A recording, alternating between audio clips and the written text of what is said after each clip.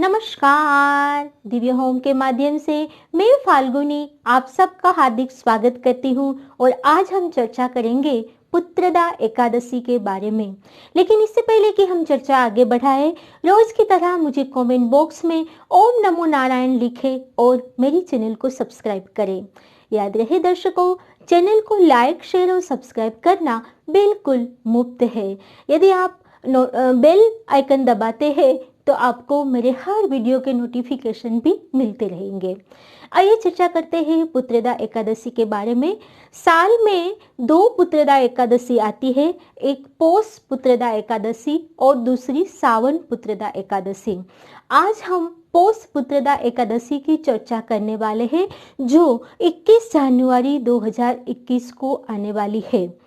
वैसे तो आपको पता ही होगा कि किसी भी महीने की 11वीं तिथि को एकादशी व्रत रखा जाता है।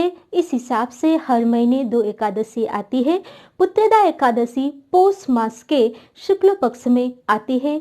अतः इस पुत्रदा एकादशी का विशेष महत्व हमारे भागवत महापुराण और भविष्य पुराण में बताया गया है।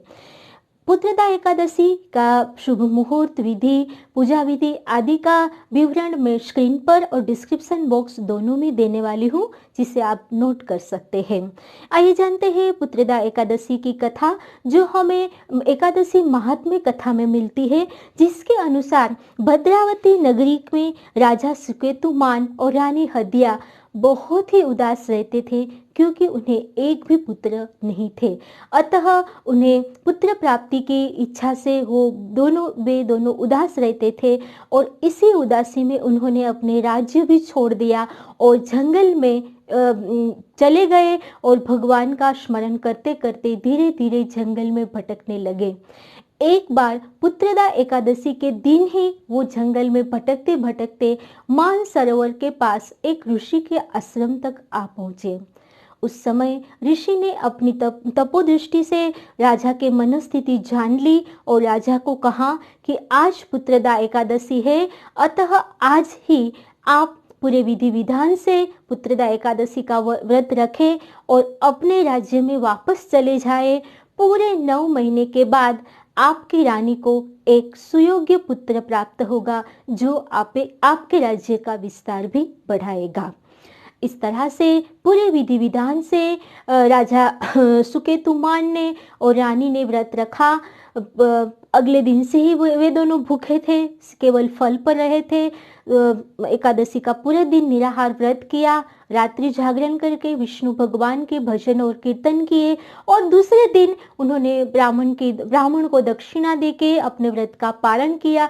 इस तरह से पूरे विधि विधान से व्रत करने के बाद जब वे अपने राज्य में वापस चले गए तो रानी को गर्भ रहा और पूरे 9 मास के बाद एक सुयोग्य पुत्र प्राप्त हुआ, जो बड़े होके राजा के राज्य का विस्तार भी जिन्होंने किया।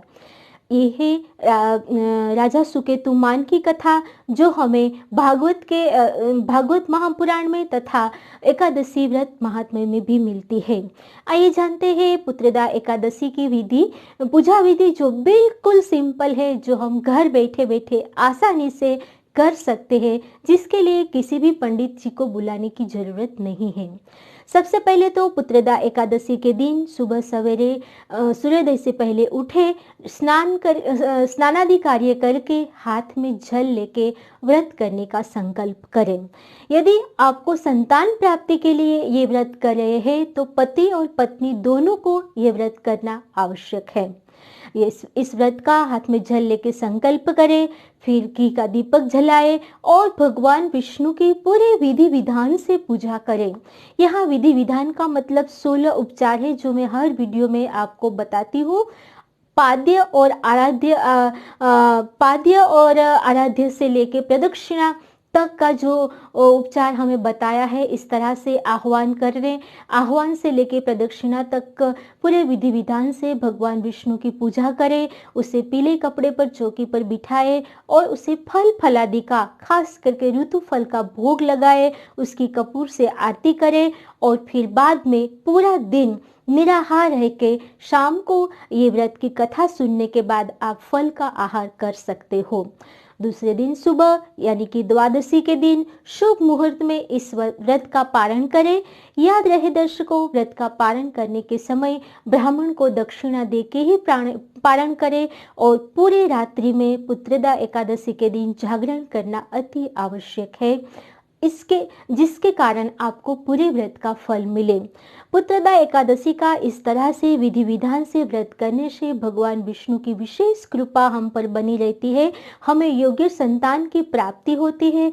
यदि हमारे घर में संतान है तो उसे अच्छी बुद्धि आती है, उसे बाहर की भ्रष्ट बुद्धि से वो वंचित रहते हैं और उसे अच्छा सुख सौभाग्य मिलता है। भगवान विष्णु की विशेष कृपा मिलने से हमारे गृहस्थ जीवन में भी काफी शांति रहती है और हमारे घर में धन धान्य वैभव और सौभाग्य बढ़ता है। आप सबको भी भगवान विष्णु की कृपा बनी रहे, इसी शुभकामना के साथ जुड़े रहिए मेरे दिव्य होम के साथ। मिलते हैं एक और वीडियो में, तब तक के लिए नमस्कार।